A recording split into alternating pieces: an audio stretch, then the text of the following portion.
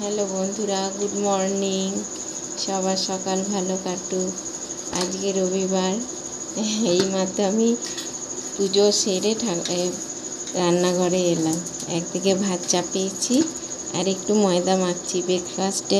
আজকে একটু লুচি করব, তাই জন্য এই যে আমি লুচিগুলোকে বেলে নিই। আমি লুচি গোল করতে পারি না অতটা, আমার লুচি গোল হয় না বন্ধুরা। তাও যতটা সম্ভব পারছি করে। দেখো, এই লুচিটা আমি তেলে ভেজে তুললাম।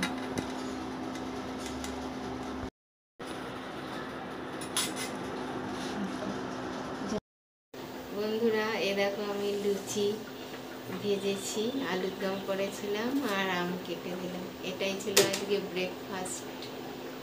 আবার দুপুরের মেনু তৈরি করব, তারপর তোমাদের আবার দেখা।